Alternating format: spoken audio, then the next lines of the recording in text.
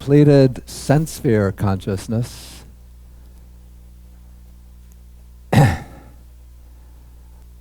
and the sense sphere consciousness is the kind of consciousness that we're usually familiar with, but Buddhism, through its rich heritage of meditative experience, has become aware of other dimensions of consciousness beyond the sensory level. And so the first of these is what is called rupa vachara citas. This is the consciousness that this is called form sphere consciousness, consciousness that pertains to the realm of form or subtle matter. Here is translated fine material sphere consciousness.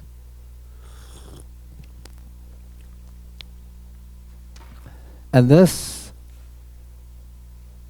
type of consciousness is differentiated or distinguished. Well, we have the threefold distinction by way of the wholesome, the resultant, and the functional.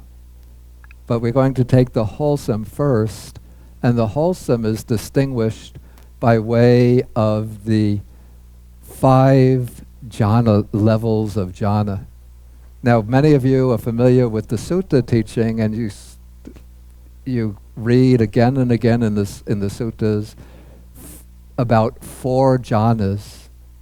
So then the question comes up, how can the Abhidhamma speak about 5 jhanas? Isn't that somebody getting confused here? Well, if you remember the formula for the first jhana, it speaks about the first jhana as being accompanied by 2 factors which are called in Pali vitakka and vichara.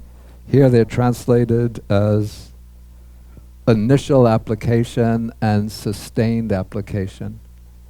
And then in the sutta explanation of jhana, when one makes the transition from the first jhana to the second jhana, one does so by dropping these 2 factors, vitakka and vichara. One overcomes initial application and sustained application. And so one jumps into the second jhana in which there's no vitakka or vichara. So it's the second jhana is free of vitakka and vichara. But we find some suttas, this is a little bit strange in the suttas, that speak about 3 kinds of samadhi. They speak about a samadhi with vitakka and vichara. This would be the first jhana. Then they speak about a samadhi without vitakka and without vichara. This would be, in the sutta scheme, the second and the higher jhanas. But they also speak about a samadhi in which there is no vitakka but still vichara.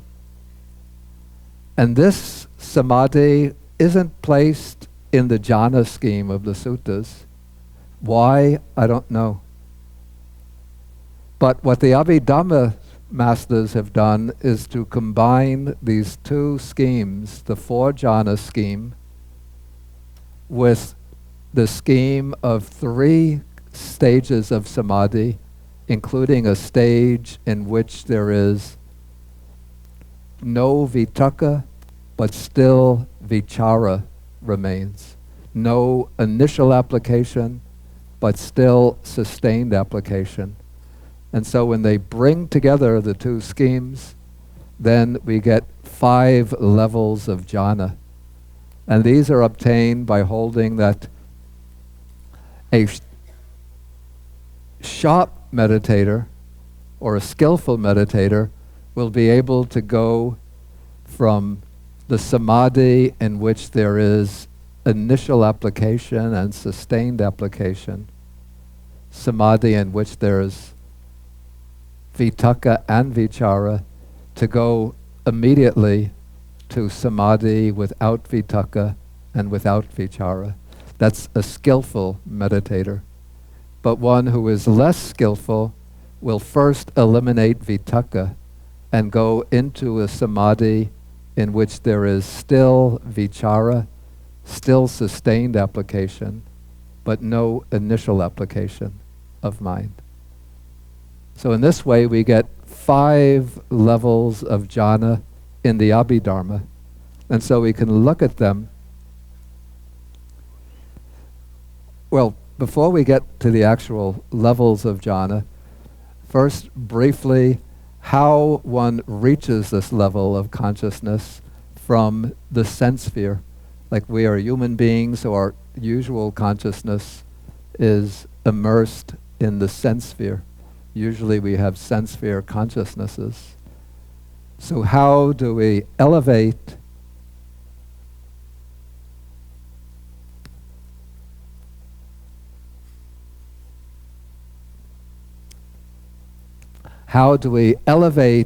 our citta so that it rises up from the sense sphere level to the level of the fine material sphere?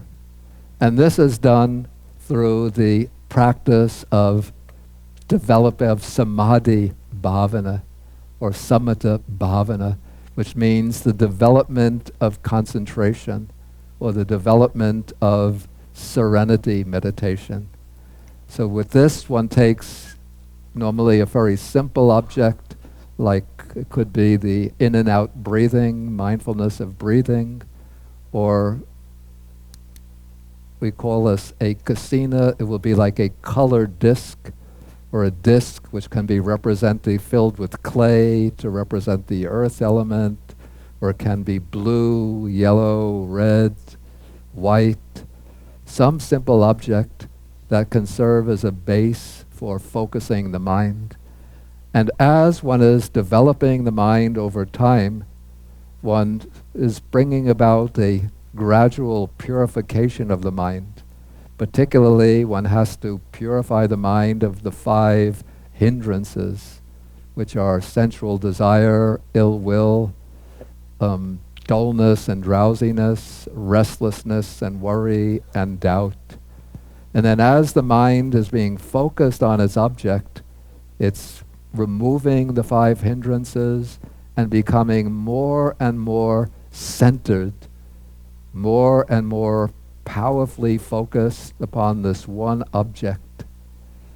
And it might seem that this is, a futile exercise, that you're just, here I am, I have a master's degree, PhD, and I'm just sitting here hour after hour thinking red, red, red, or in breath, out breath, in breath, out breath.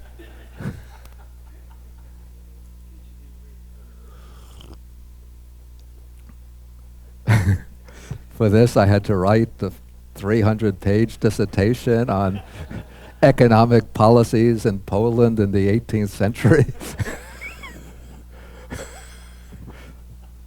But what one is really doing is gradually elevating consciousness to a higher level, bringing it up to a level beyond the human realm, beyond the level even of the sensual deities, to the level of the Brahma deities, up to the level of the fine material realm of existence.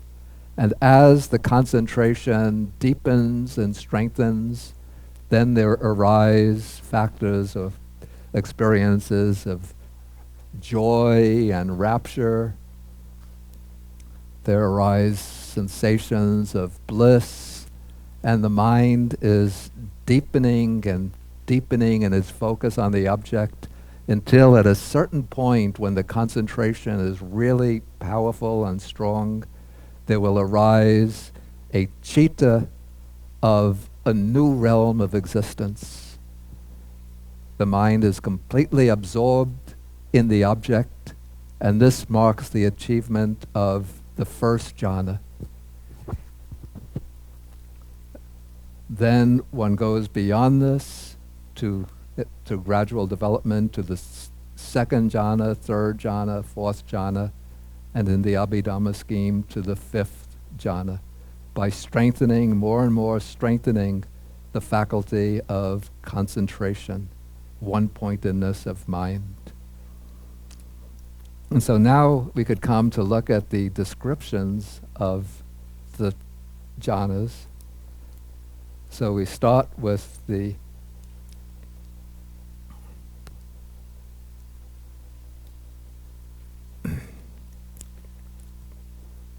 first jhana as a wholesome consciousness, and this contains 5 factors which are called here initial application, sustained application.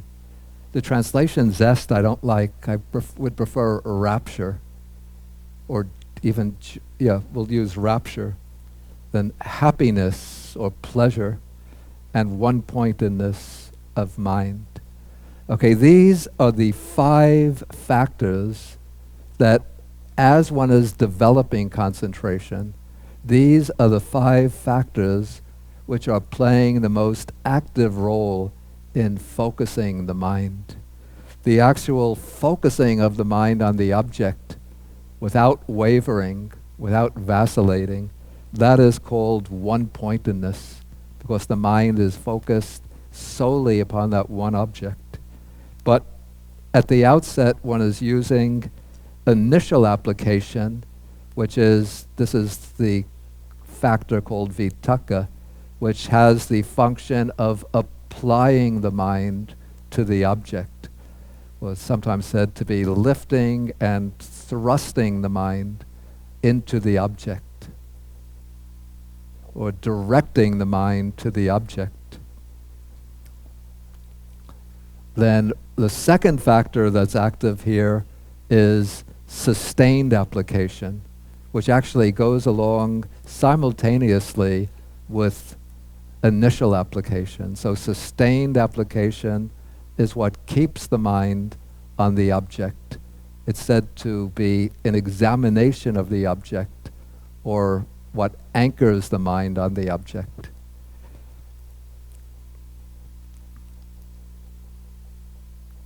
Okay, then as the mind becomes, through the work of initial application, sustained application, as the mind becomes more and more one-pointedly focused on the object, then the 5 hindrances start to subside, and there will arise experiences of, in Pali the word is piti, which is translated here as zest, but a better rendering is rapture.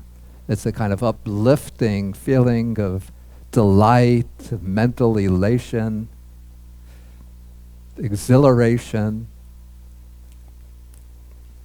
And then that will bring a very intense kind of pleasant feeling, which is here rendered as happiness. So we have these 5 factors coming into into play and being gradually strengthened to the point that these 5 factors keep the mind absorbed in the object.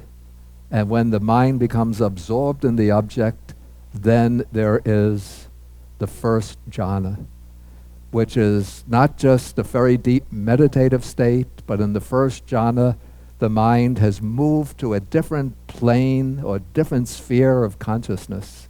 It's now in a sphere of consciousness that corresponds to a different world, a different realm than the human realm.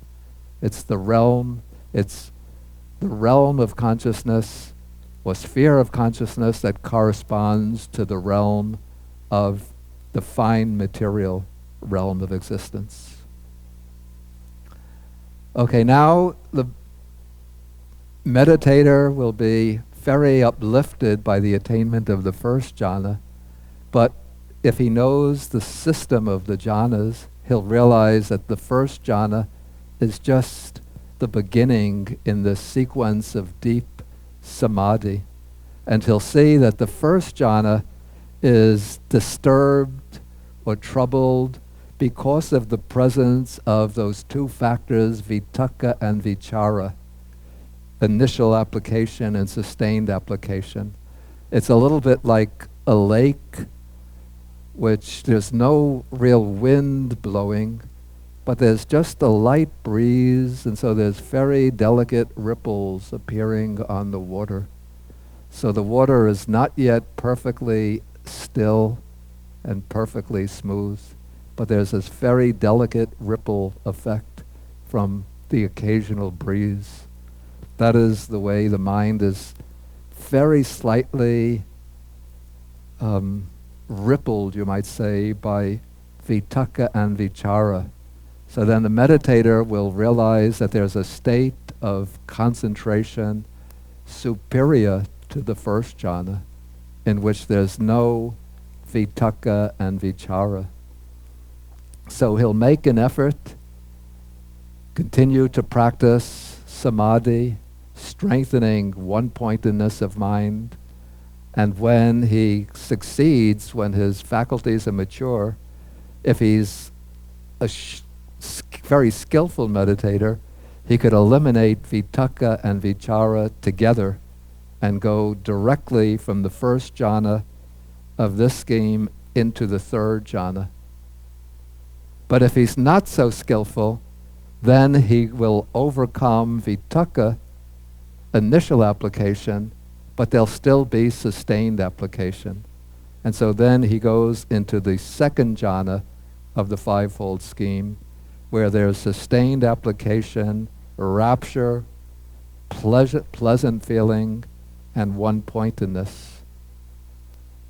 But again, he wants to overcome that sustained application, so he continues to practice, he succeeds, then he goes into the third jhana, in which there is no vitakka, no vichara. Initial application, sustained application are eliminated, but there is still rapture, this elation or delight of mind. There's sukha, the happiness or the inner deep pleasant feeling, and one-pointedness of mind.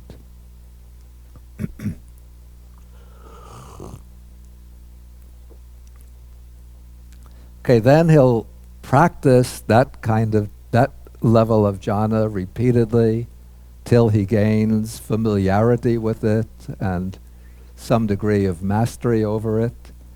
Then he'll realize that there's still a little bit of disturbance even in the third jhana.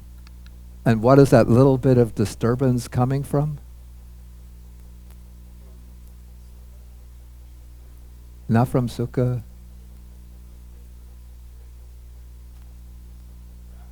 From the rapture, because that's a little bit of a bubbling exhilaration.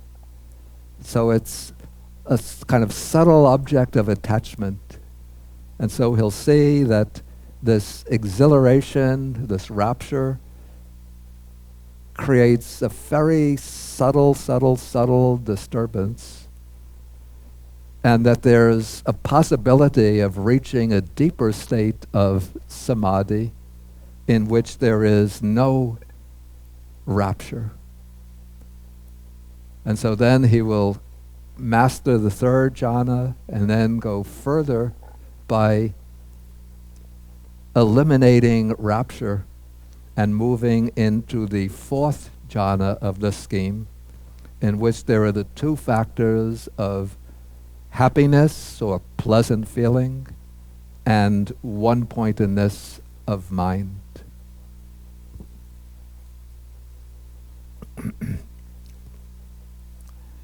But even at this level, which is an extremely refined level of consciousness, there's still a slight defect. And that slight defect is the presence of what's here translated happiness, but more accurately it's pleasant feeling. Because pleasant feeling is closely connected with craving. And so there's a tendency for a subtle craving to arise and become attached to that jhana with the pleasant feeling.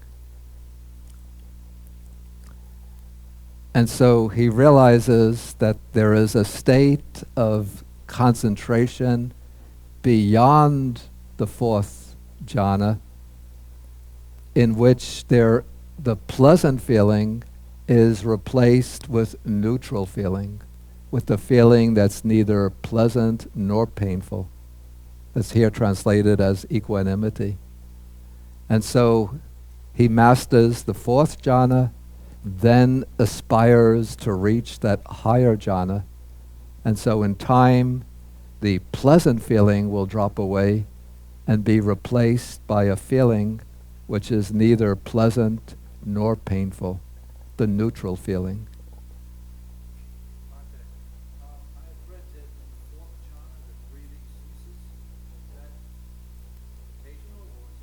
Now that is said to be the case with, that would be applied to the fifth jhana in this scheme. Yeah, that's what's said in the suttas. In and out breathing ceases. Okay, I wasn't going to take questions at this point. Let us go through the whole fine material sphere consciousness. Then we could take some questions. Okay, so these are the 5 types of wholesome consciousness of the 5 types of wholesome consciousness of the fine material sphere. Then there are 5 types of resultant consciousness which correspond to the 5 types of wholesome consciousnesses. As far as the factors go, they're the same. And these resultant consciousnesses only arise in the fine material sphere. They don't arise in the sensory plane. I hope this afternoon I can take the functions of consciousness. Then we'll see where the resultants fit into the picture of the scheme of consciousness. Okay, so in terms of the factors, the resultant fine material sphere resultant consciousnesses correspond to the wholesome consciousness. Now, the wholesome consciousness can be achieved by human beings. When human beings achieve the jhanas, then they are experiencing the fine material sphere wholesome consciousness. But the fine material sphere resultant consciousness arises only in the fine material sphere of existence. Okay, then moving on, there are 5 fine material sphere, 5 kinds of fine material sphere functional consciousness, and those are, in terms of their definitions, they are exactly the same as the wholesome consciousness, except that these are the jhanas that are experienced by arahants. Arahats also will enter the jhanas, but when they are entering the jhanas through their experience of the jhanas, they are not creating wholesome karma that will bring a rebirth into the fine material realm. But they just enter the jhanas, they say, for Dita Dhamma Sukha Vihara, that is, to experience pleasure or happiness in this very life. So, having to, go on alms round every day, and maybe walk on rough, muddy roads, or roads with thorns and pebbles that pierce the skin, and maybe have to endure barking dogs, and then coming to the monastery, and people come, they maybe have to teach younger monks or give lectures to the laity. So, even for an arhat, they don't have any dosa citta, any cittas rooted in ill will, so that they get tired and disgusted with this. but they also want to relax and enjoy themselves. And they don't do this by going to the famous dance hall.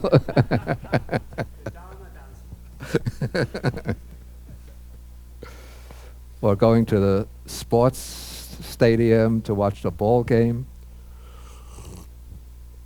But they use the expression in Pali, I think it's called Jhana Kila, which means the sport of the jhanas. They play with the jhanas. So they'll enter and remain for some time, as long as they want, in the jhanas, and then come out.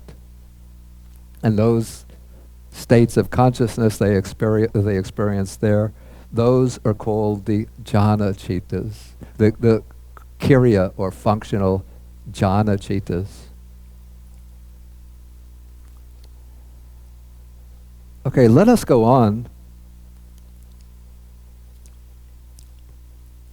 Okay, on page 59, there's just a verse that summarizes the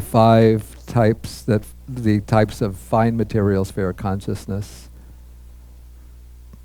It's the verse in section 21.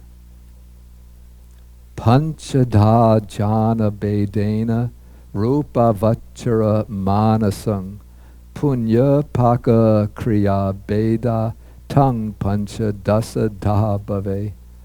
So, fine material sphere consciousness is fivefold when divided by way of the jhanas. So you just take the fivefold division right through. But then, when divided by way of the wholesome, resultant, and functional, it becomes of 15 types. So that's the 15 that we have here. Okay, now there's a realm of samadhi that lies even beyond the jhanas. And this is called the realm or sphere of the immaterial or formless meditative attainments. In Pali, they are called sometimes the arupa jhanas or the arupa samapatti, the formless attainments. And as a general rule, to attain the formless attainments, one first has to master the jhanas, the 4 or 5 jhanas. But then the meditator might want to go and experience these deeper states of samadhi in which the mind becomes even more tranquil. And this is done not by changing the factors of the mind. To progress from one jhana to the next, one is eliminating the grosser jhana factors and replacing them with subtler factors. So one eliminates initial application and sustained application, then one eliminates rapture or joy, then one eliminates the pleasant feeling, till one reaches the 5th jhana, where there is one-pointedness of mind and neutral feeling.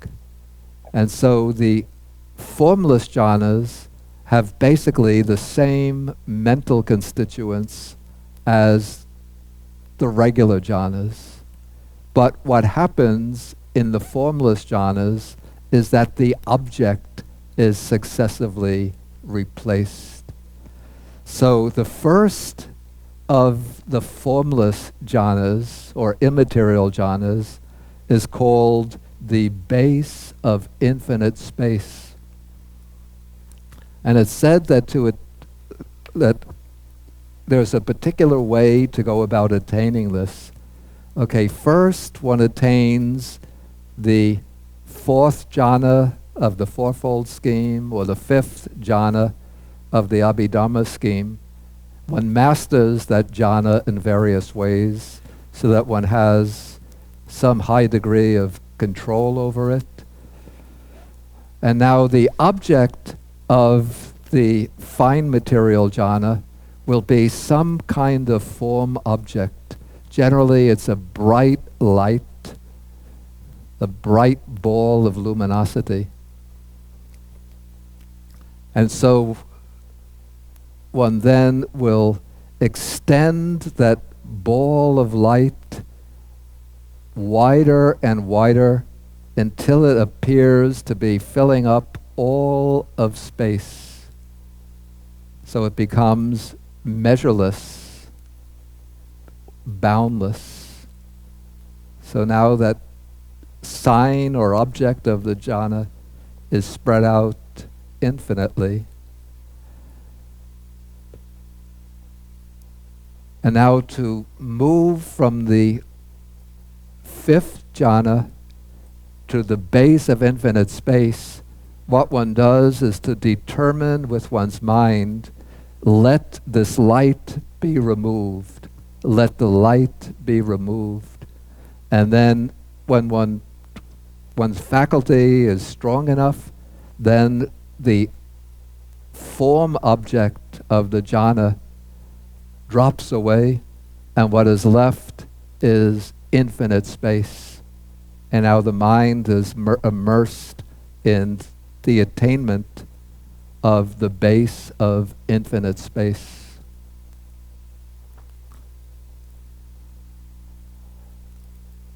Okay, but the base of infinite space is still a coarser object compared to what lies beyond. So if one wants to go through all of the formless attainments now, okay, first one will master the base of infinite space, and then one focuses upon, first one builds on the observation that when one is aware of infinite space, it is one's consciousness that is aware of infinite space. And so now, instead of directing the attention to the infinity of space, one redirects the attention to the infinite consciousness, which is being aware of infinite space. And then when the mind is able to fully take that infinite consciousness as its object, then one is in the base of the infinity of consciousness. And when I'm using these expressions, infinity of consciousness, we have to remember that these are not states of wisdom, insight, realization, understanding, penetration, but these are just deep states of meditative absorption in which the mind is extremely peaceful, very quiet, and just totally absorbed. But there is not an active, penetrative wisdom in these states. There is the root of non-delusion, and it's said that these states are always accompanied by knowledge, but it's just a rudimentary type of knowledge. It's not insight wisdom. Okay, now suppose the meditator has mastered the base of infinite consciousness and now wants to go further in the development of samadhi. So now the meditator will focus upon a particular aspect of that infinite consciousness, the aspect that there is no obstruction in that infinite consciousness, that it seems almost as if there's just awareness with nothing there. And so this is what is called the base of nothingness, which doesn't mean, this is not the same as emptiness, not the emptiness that's realized with prajna paramita, with the perfection of wisdom. But this is just a nothingness in the sense of the unobstructed nature of this infinite consciousness, the unimpeded nature of infinite consciousness. And so when the mind is able to shift from its attention from the infinity of consciousness to the unobstructed nature of that consciousness, the unimpeded nature of it, then it enters the base of nothingness. And now, in the base of nothingness, all the mental functions have become very silent, very subtle, but there's still some activity going on.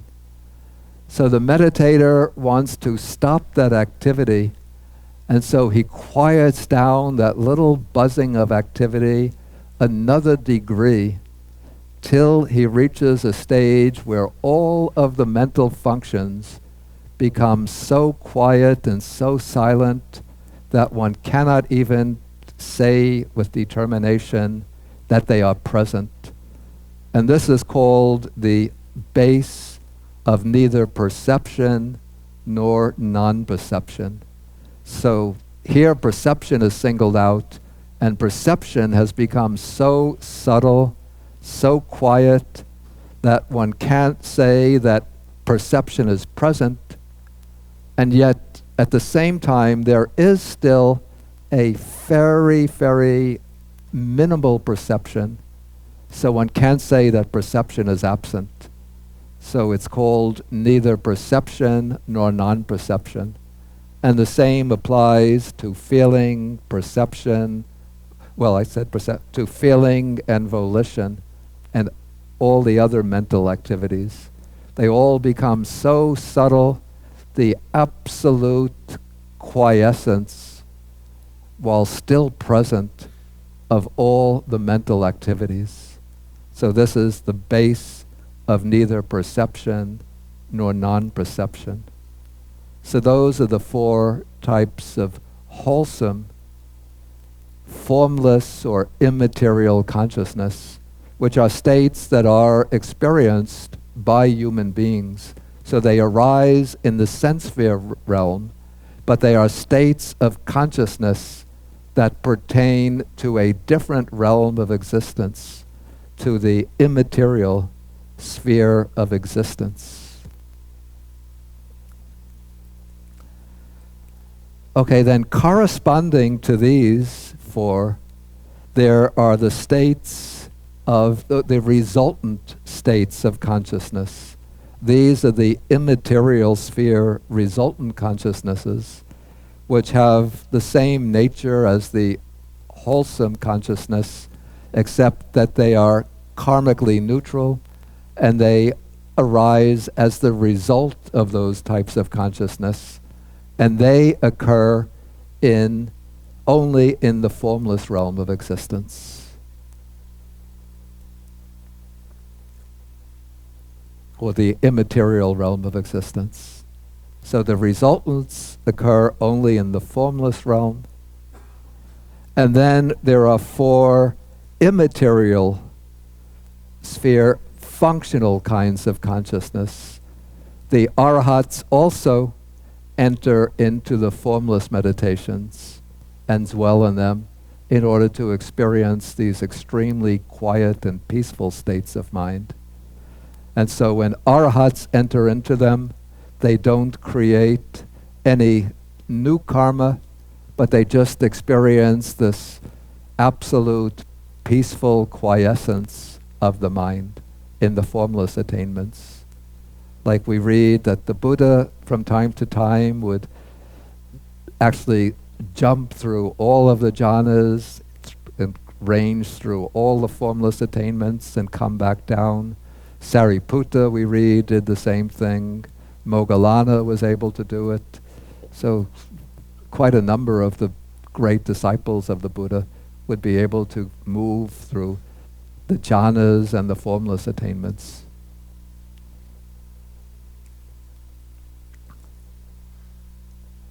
Okay, I think we should finish now the section on consciousness before we'll have a little time for questions.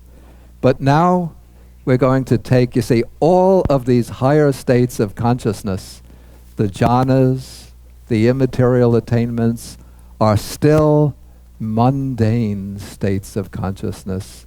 They are still part of the cycle of samsara. And even though they might be very refined, very beautiful, very elevated, but if one attains them without wisdom, without the wisdom of insight, they'll just keep one bound to the cycle of birth and death. If you know the story about the Buddha's quest for enlightenment, when he left the household life and became an ascetic, then he went to study under one teacher named Alara Kalama, with whom he mastered the base of nothingness, the third formless attainment. He wasn't satisfied with that. He went to seek another teacher named Uddaka Ramaputta, and under Uddaka he learned the fourth immaterial attainment, the base of neither perception nor non-perception. And when he attained that, he wasn't satisfied with that, because he realized that if he achieved the base of nothingness, the base of neither perception or non-perception, he would just be reborn in these higher realms and spend aeons there. The lifespan in those realms is extremely long, but eventually he would pass away and take rebirth elsewhere. And so now we have a meditator in the human realm who recognizes the unsatisfactory nature of the cycle of birth and death, and who wants to gain liberation, who wants to attain ultimate freedom, to realize and to attain nibbana. So this meditator, maybe he initially masters some of the jhanas, or else starts without the jhana, just through direct practice of insight. But what he has to develop now to reach the realization of nibbana, he has to achieve the world transcending, that's the WT, the world transcending or supramundane states of consciousness. That is, he has to achieve the 4 paths and 4 fruits of liberation.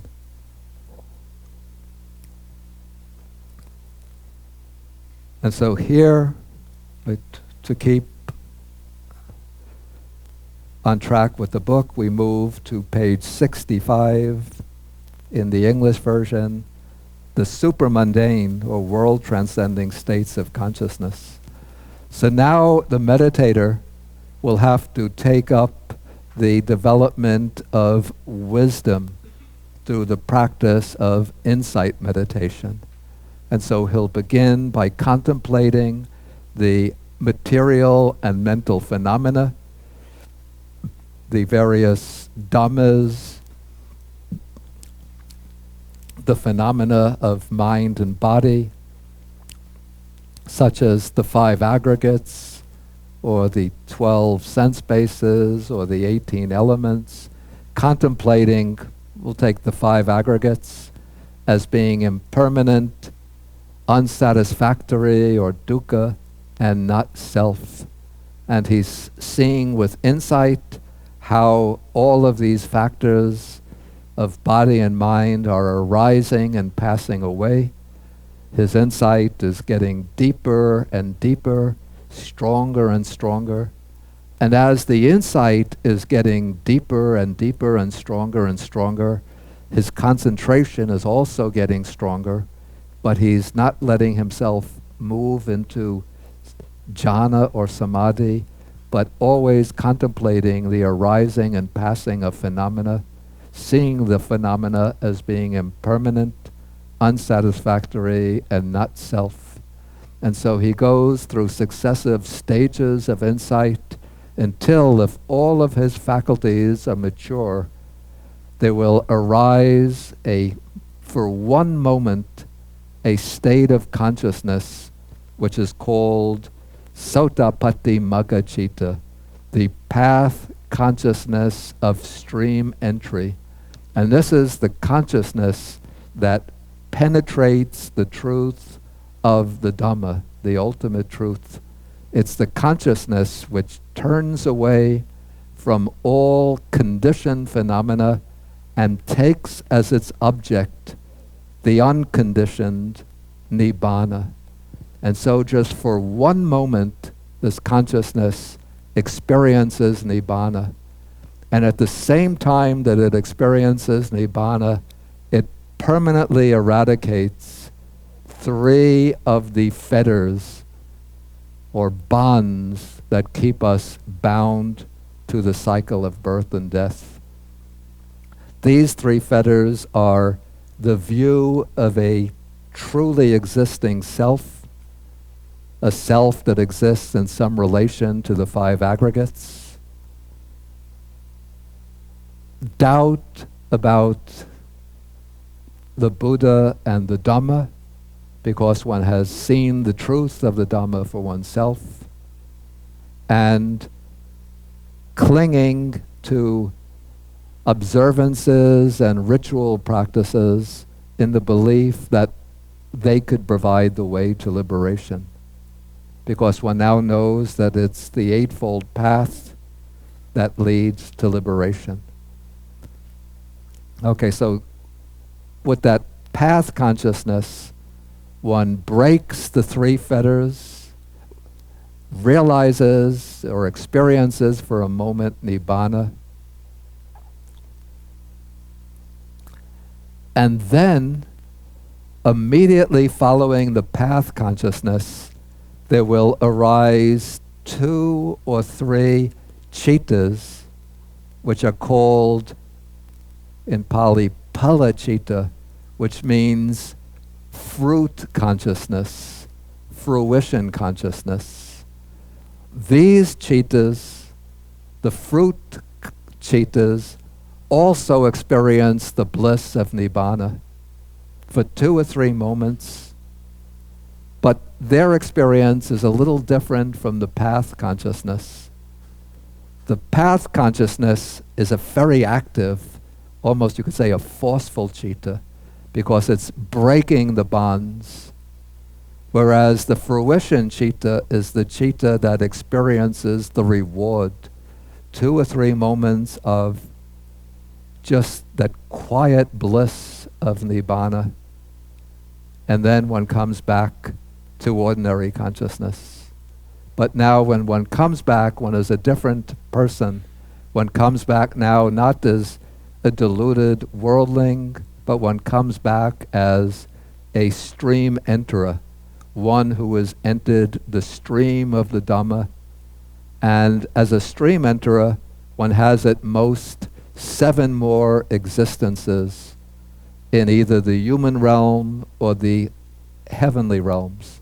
But one is now permanently freed from any possibility of rebirth in the lower realms, in the hell, the animal realm, the realm of ghosts.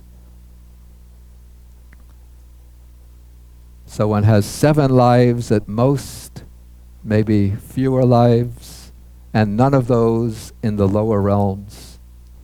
But suppose this person isn't satisfied with being a stream enterer and wants to go to the end of the path. So after some time, it could be very soon after, or even after months or years, he'll again take up the vigorous practice of insight meditation, aspiring to reach the next stage on the path. And so as the insight deepens, becomes stronger, when his faculties are mature, he'll reach the next path consciousness, which is called Sakaragami Magga. That means the path of the once returner. And with this path consciousness, one doesn't actually cut off any new fetters, but one weakens greed, hatred, and delusion. And by attaining this stage, well, it's then followed by the fruition consciousness, 2 or 3 moments of fruition in which one again experiences that quiescent bliss of Nibbana. And then one comes out of that experience now as a once returner, which means that one will come back to only one more rebirth, either in the human realm or in one of the heavenly realms. But it's also said that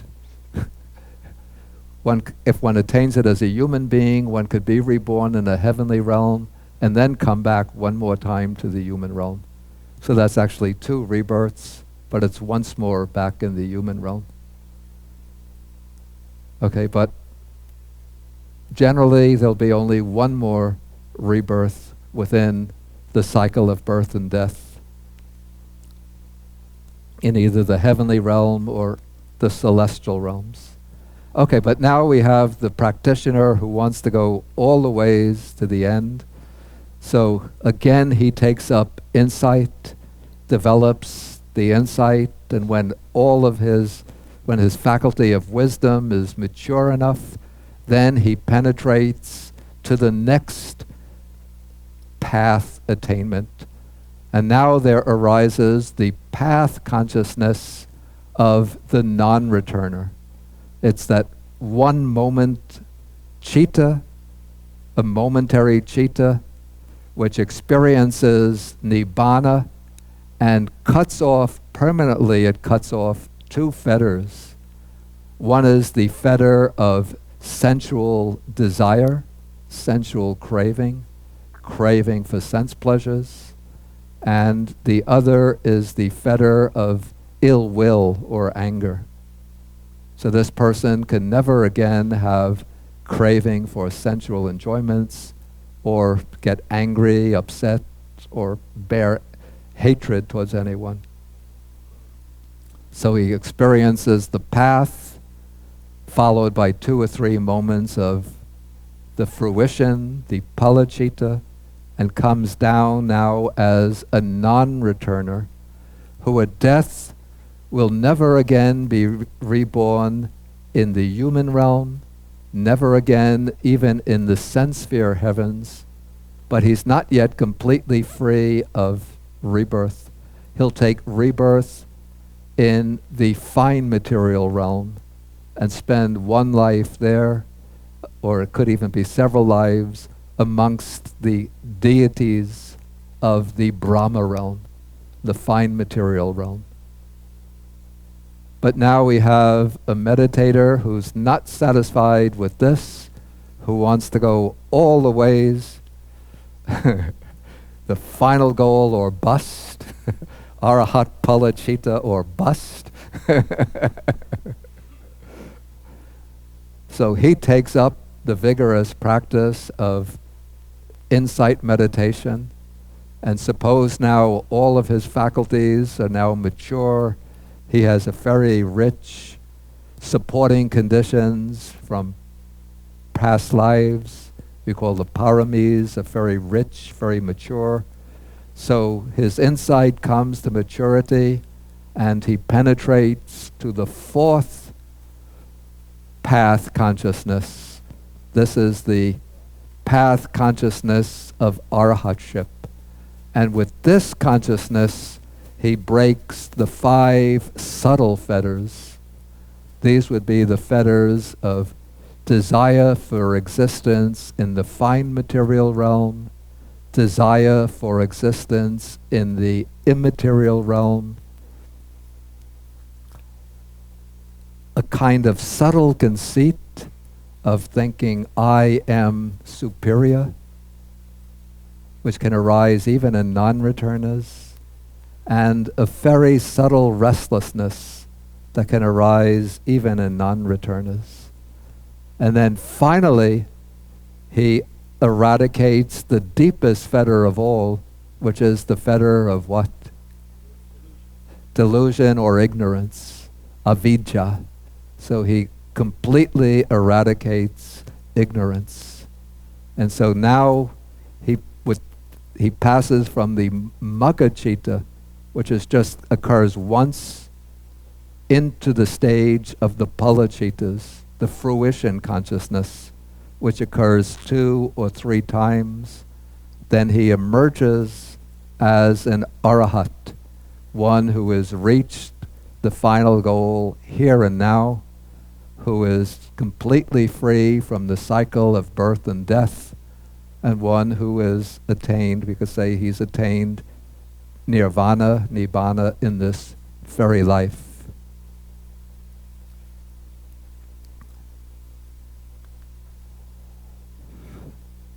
Okay, maybe 5 minutes until lunchtime, so we'll take 5 minutes of questions. We could come back with more questions in the afternoon. Let's go this way. Your name again? Victor, Michael, and Edwin. It's best to stand up. My question is, how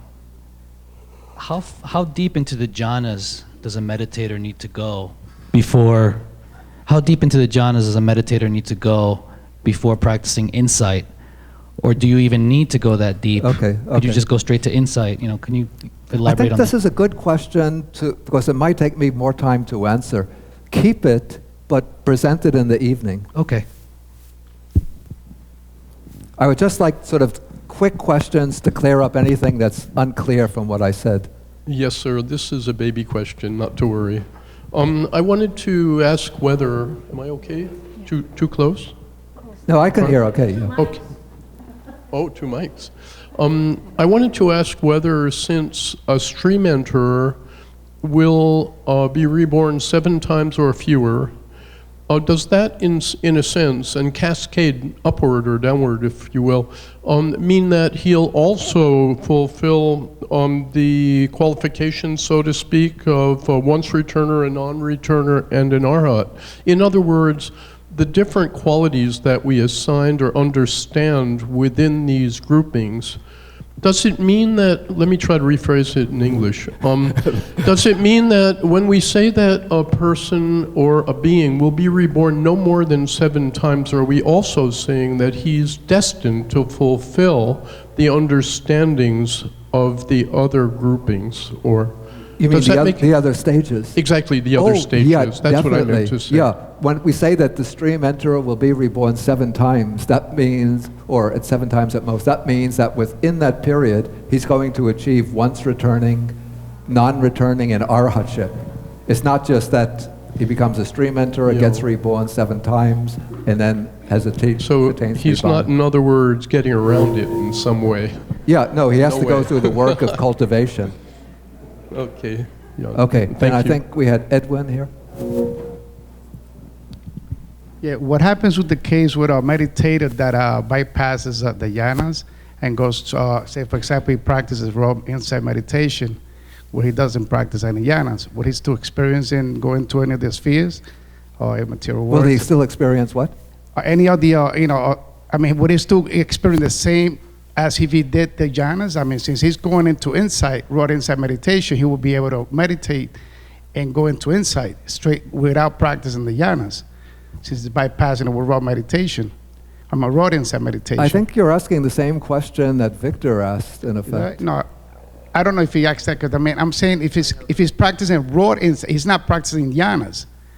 Yeah, well, Victor asked whether it's necessary for a meditator to practice the jhanas or can go directly into insight. Oh, okay. I see. Yeah, so I'm going, actually, in the next section of explanation, I'm going to go into that question. I'm sorry. Okay, we'll take Neil in the back, then we have to break for lunch.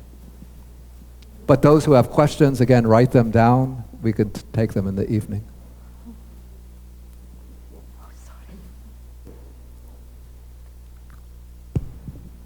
Thank you, Bhante. Just going back to sense sphere, I think. Can you, I have a little trouble understanding the distinction between vichara and ekagata. They both seem to me to be about sort of focus, one-pointedness. Vichara. Yeah. We're going to take the Chaitasikas later. So, oh, those are considered Chaitasikas? Yeah, those are mental factors. So when we come to the mental factors, those will come up. Okay, thank you. Okay, now we have to stop for the lunch break. Unless, do you want to all skip lunch? We could just have the... No.